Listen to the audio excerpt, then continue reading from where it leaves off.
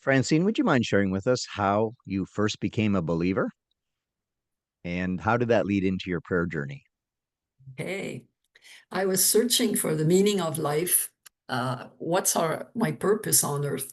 And I was looking into different spiritual areas like New Age and other things. I was not sure about any of these. Believing friend recommended the book Countdown to Armageddon, and I was convicted of my sin and need to be saved with the verse in Revelation 3:15. I know your deed, that you are neither cold nor hot. I wish you were either one or the other. So because you're lukewarm, neither hot or cold, I am about to spit you out of my mouth. Wow, that really Mm, shook me. And I turned to mm, Jesus through the prayer at the end of the book, and a great sense of peace went all the way through me. mm, So I told my friend the next day and I asked her, what do I do now? And she mm, suggested that I buy a Bible and mm-hmm, find a church. She came with me to buy a Bible because I didn't know where to look, and a commentary, I remember, by Matthew Henry. And but I couldn't go to her church. She was out of town. So I started to look for a church. And I found one. After two or three, I found one with my husband, and we started to go. I attended Sunday school and found a mentor and a new friend at the same time. mm, She became a mm, friend. We met every week mm-hmm, for about 2 years. We studied the NAF Press series on becoming a Christian and on the discipleship series, and we prayed together. She taught me to pray. She was the mission prayer coordinator at the church where I went. mm-hmm, And I started to go with her to the prayer meetings. And I continue until now to pray for missionaries, for pastors, for Christian leaders. It's what I've been called to do. That's what I do. mm, mm-hmm. All right. Um, Tell us about your journey in prayer. How did you grow into that? At the beginning of my Christian walk, I didn't know how to pray. And with my friend, we met and we simply talked to God. And as we studied the word and used those words to pray, and we join in praising, asking, thanking God, questioning, crying, rejoicing, Mm, praying for others. So mm-hmm, I soon realized that God didn't answer prayer as quickly as I hoped for. mm, My faith was challenged. Um, mm-hmm, was this Christian life and prayer for real, or just mm, another new path that I was mm-hmm, trying? My mm-hmm, life had to change if I wanted to follow Jesus, and I had to trust him, which was another difficult step, and then mm-hmm, surrender all to him, which was even more of a battle.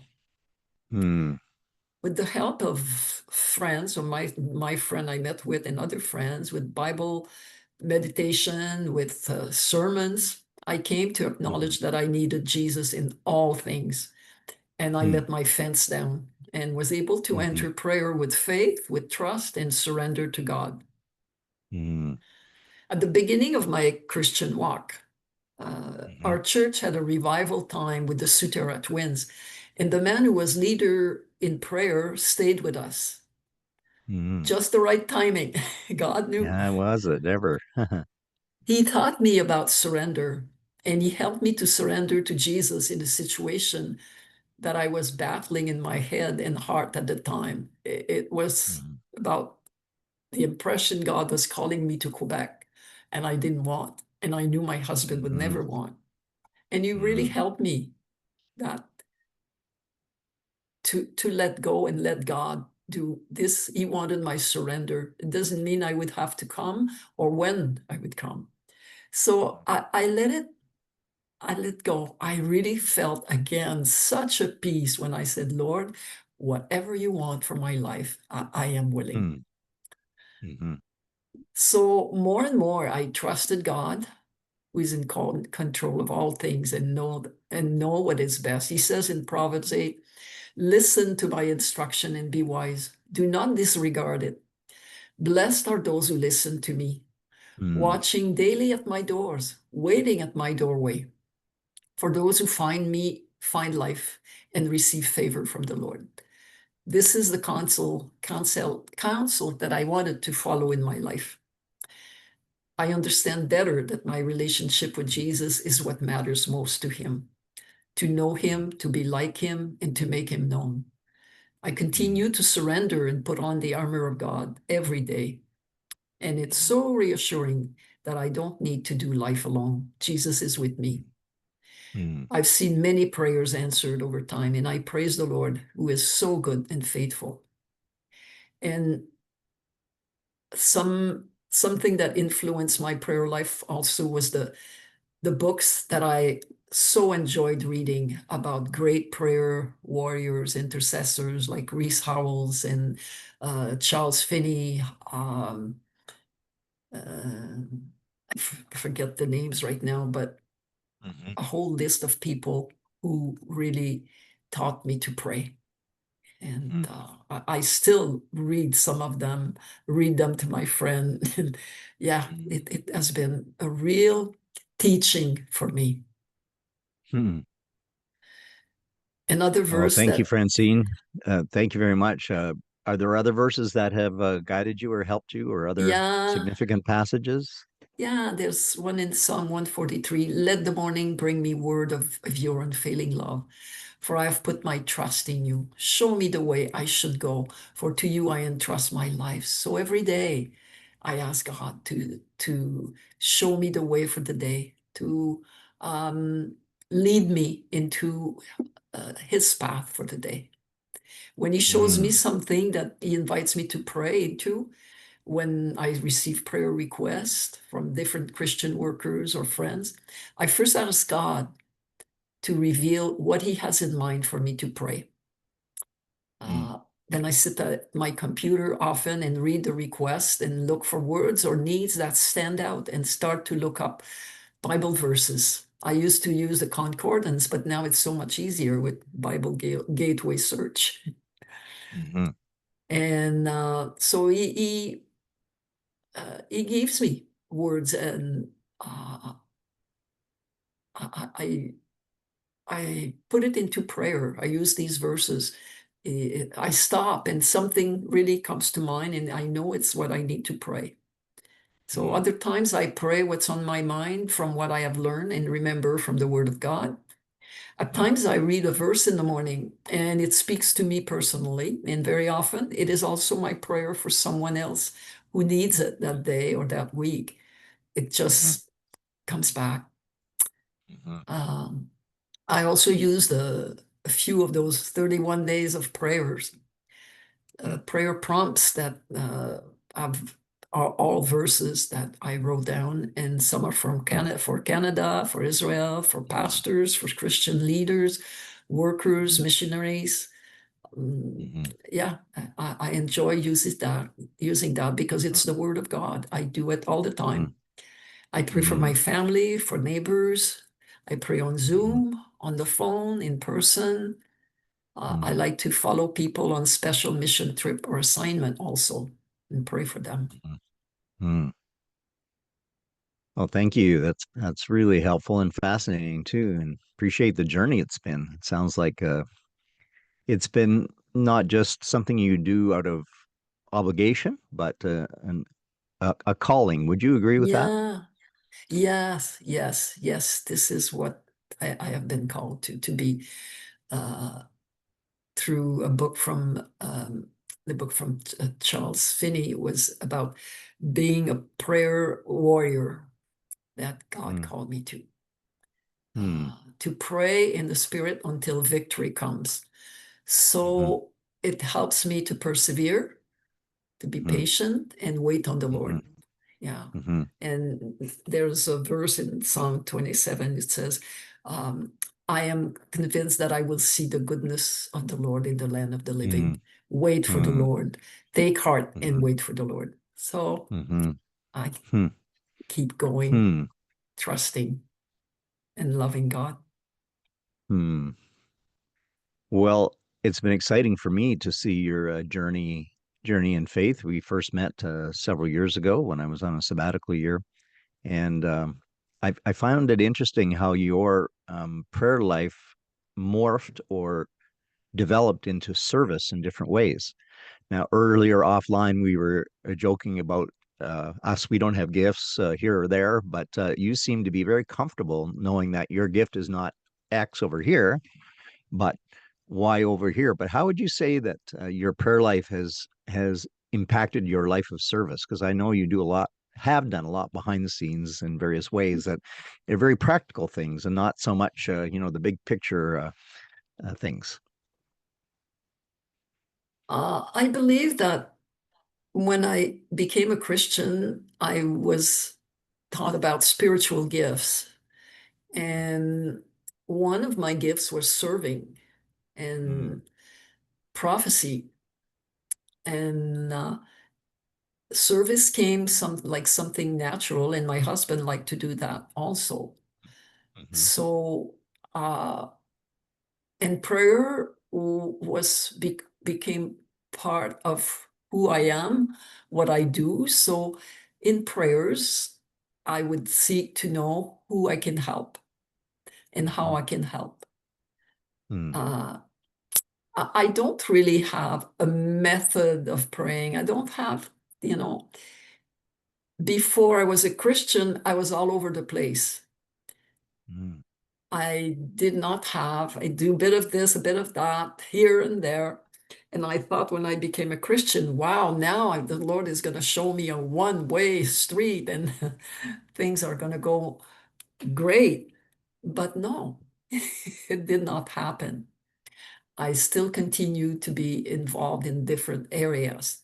Prayer was the fundamental part of my life now, but I still continue to do things here and there, helping here and there. Well, that is very encouraging because I know that sometimes people who are involved in prayer ministry, it's like they can be isolated, or they can just be over à l'écart, or separate from some of the other Mm. life of the church or the community. Mhm, But you have mhm, used it really to integrate it. It's just part and parcel, the ensemble of what you do in your life, and I can attest to that. Remember when we had six young children, and you felt impressed that you should come to our place one afternoon a week, and you gave the keys to your house to my wife, and you babysat and you made soup, and our kids still talk about the soup you made. And that continued on in another city as well. So that's a great example, the practical outflow that I find the mhm. Lord is very practical, and Yes, also very creative in terms of how he yes, can lead us. Would you agree with that? yes, absolutely. Yeah, his Okay. creativity is great. And Mm, sometimes we tend to put him in a box or put ourselves in a box, but mm, he really wants to mm. take us out of the box. And it's not always easy. No, no, that's true. And having known you for a while, I know that your life has not been an easy straight line in many. How can I say this? Your life has not always been an easy one. You have faced many challenges. In our podcast in recent weeks, we've been talking about tests of obedience, Mhm, like you mentioned about that one about Quebec, mhm. Yeah. and almost like Abraham, right? And so that when the Lord seems to want to grow or develop or mature somebody for intercession, he typically allows them to go through these tests. And so that we looked at obedience, Mhm, we looked at integrity, choosing the high road. We looked at faith, many faith tests that the Lord tends to put intercessors through, and then finally wrestling with God, where mhm. you it's almost like Jacob, where you spend a long time wrestling, and after there seems to be a cost. You can have a limp like Jacob had, but those kinds of tests are quite common, it seems, in the life of somebody who's serious about praying. In your own life, would you say that you've experienced some of those? Yeah, all of them at All of them. different at different times. Yeah, yeah. Okay. And the example of Quebec was really, it was really a battle. Mm, And then when I surrendered, I put it aside. I checked with Jim if he would go to Quebec to make sure that we were not going to Quebec yet. I knew he would say no. But when the time came, when Jim passed away, when one day the Lord said, "This is time. This is the time." I was looking for a church for my brother in Quebec, near where he lived, and on the way back home said, "No, you're going to look for a church for yourself. It's time for you to move." Mm, And I cried because I thought, oh, now I'm leaving the place where I became a Christian, where Jim and I have our home, all the friends. So, but I cried through, and that was okay. And then I went home. I told my neighbor that I would like to sell my house. Would I think it was time for me to move back to Quebec. My family was here, and um, he said, first you should look for a place. So I came to Montreal and found a place in one weekend. So within a month, my house was sold, and I knew of a place where I was coming here. So when God calls us, and when it's the time to do it, He gives us the grace, He provides. And I am so thankful. Another example that God never leaves us alone. And what He mm, asks us to do, He gives us the means to do it. mm. Yes, that was an encouraging story to hear God's perseverance with you, but also his timing, right? And how it worked Yeah. out and his timing. And I was privileged to be part of the church hunt there for you for a bit. Mm, Um, when we think about your husband who passed away, he was one in a million, football player, entrepreneur, businessman, tour de force, as they say in French, a giant personality, and that must when it was discovered that he had cancer, it went very, very fast, and all of a mhm, sudden you mhm. were a widow. How did prayers sustain you during those times? Well, it was a weep by the time we found out that he had cancer and then passed away. And the Lord was there. The Lord, I didn't have time to think, really. I Mm, didn't have time to feel sorry for myself. I was there for mm, him. Um, I don't know, time passed. And then when he passed away, when I felt sad and I would start praising the Lord, and the peace would come every time. He mm, would give me such a peace as I praised him, thanking him for giving me my husband for all those years. And we had many problems, but mm, there was love. There was always that love. And thanking the Lord, praising him for the time we had together, praising God for he knew what I needed. He knew what was important for me. He was taking care of me, and the peace would just come. mm, So, yeah, it was, yeah, was not easy, but it was done with God, and it went fine. mm. And that's interesting after his passing, and then the process of you moving finally to where you Yeah, felt God called you years before. And it's a very interesting intersection of God's sovereignty, his overall yeah, plans, his yeah, timing, and your willingness and your yeah, obedience there. So what an encouragement. Hmm. yeah. By His grace alone.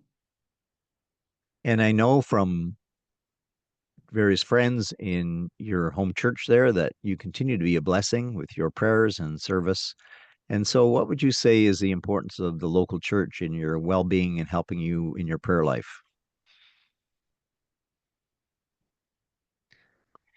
Um, I I see in that church um, the the large group of immigrants that's coming in, the need for understanding um, the different cultures. I want to Hmm. be part of that through prayers and connecting with people. Um, to me, it's like a picture of heaven all nations, of all Mm, cultures, all languages will be around the throne. So we're starting now. mm, And another thing that is really special to me is to see the youth being mm, discipled to come and continue the work and do even better than mm, what is now, to really succeed in building the church that Christ wants to build at mm, Oasis. mhm, So yeah, I pray. I I am not a real social butterfly, so it's not easy to for me to engage with young people that I don't know.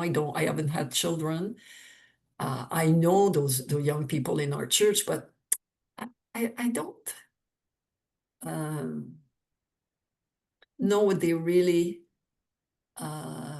deal with. So sometimes I will ask a few, but I would like to have a better intergenerational connection. So I pray into that, mm, and we'll see what God will mm. do with that. Well, that's interesting you should say that because the last time I was visiting your church, a youth leader took me aside and he just unsolicited said to me how much he appreciated your prayers as young people went on a missions trip. And he gave me several instances of how he would communicate with you in the middle of a trip and you would pray and all these young people knew who you were, even though might not know you personally. And but there's a wonderful ministry you had to the next generation. So thank you for that. I thank the Lord for that. That's the way Mm, I can connect. Yeah. wonderful. Well, Francine, you have been a blessing to us as a family, and I know churches we've been part of together, and also the kingdom in the broader sense. So, thank you so much for saying yes to the Lord. Mm, thank you. Thank you. And may God bless you in your ministry also. Okay, we certainly need it. We cover your prayers, Johnny Besoin. Thank you. Okay, God bless. God bless Bye bye. you. Thank you.